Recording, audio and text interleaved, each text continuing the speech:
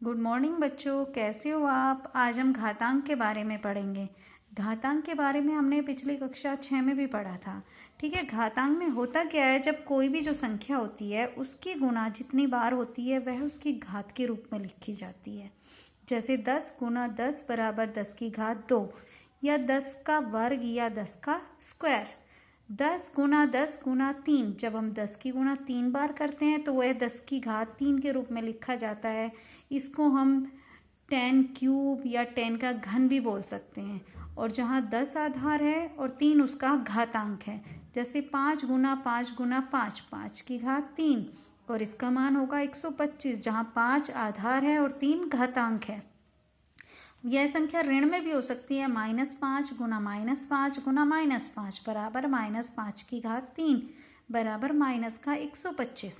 जैसे अगर किसी भी कोई संख्या हमारी माइनस में है और उसकी घात कोई संख्या है, अगर वह संख्या सम संख्या हो तो उसका हमेशा आंसर धन पूर्णांक आता है।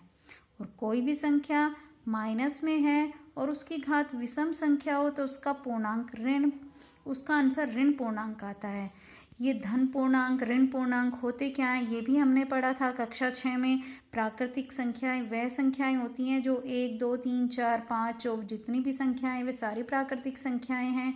सम संख्या हमारी 2 4 6 8 10 ये सम संख्या होती हैं जो 2 से डिवाइड होती हैं। विषम संख्या वे होती हैं 1 3 5 7 9 जो 2 से डिवाइड नहीं होती।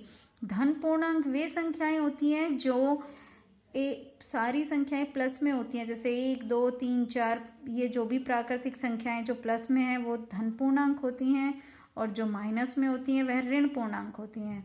और पूर्ण संख्याएं क्या होती हैं, जो प्लस में भी और माइनस में साथ में उनके शून्य होता है, वह सब पूर्ण संख्याएं कहलाती हैं। तो जब भी किसी भी संख्या की घात सम संख्या होगी तो उसका आंसर हमेशा धन पूर्णांक होगा, और जब माइनस वाली किसी भी संख्या की घात विषम संख्या होगी तो उसका आंसर ऋण पूर्णांक होगा। जैसे -2 गुना -2 गुना -2, तो -2 की घात 3 हुआ, और यहाँ 3 एक विषम संख्या है तो इसका आंसर हुआ -8। ऐसे ही -2 गुना -2 बराबर -2 की घात 2 बराबर 4, इसका आंसर आया धन पूर्णांक क्योंकि इसकी घात थी सम संख्या। ऐसे ही किसी भी संख्या का अगर घातांक 0 होता है तो उसका मान हमेशा 1 होता है, चाहे वह कोई भी संख्या हो, कितनी भी बड़ी हो। जैसे 100 का घातांक 0 है तो उसका आंसर 1 आया, -5 का घातांक 0 है तो उसका आंसर 1 आया। तो ऐसे ही कोई भी जो संख्या होती हैं उनका घातांक 0 होता है तो उसका मान हमेशा 1 होता है।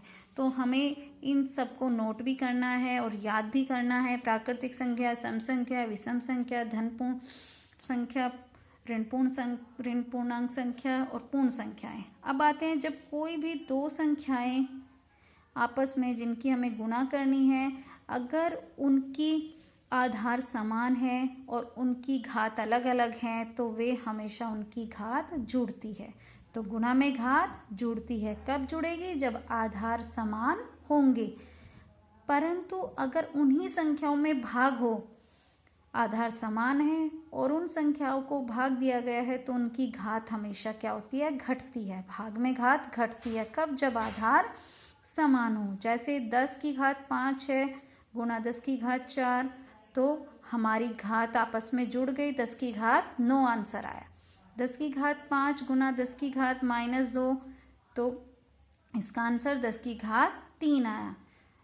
ऐसे ही a की घात m, b की घात n, अगर इनके आधार भिन्न भिन्न हैं परंतु घातांक समान है तो उन दोनों की गुणा आपस में हो जाएगी और घातांक एक ही होगा। जैसे 5 की घात 9 गुना 3 की घात 9 बराबर 5 गुना 3 पूरे की घात 9 बराबर 15 की घात 9। तो इन सब को हमें अपनी कॉपी पे नोट भी करना है, और हमें दूसरे अभ्यास की पहली एक्सरसाइज 2A वह भी इनकी सहायता से हमें हल करनी है।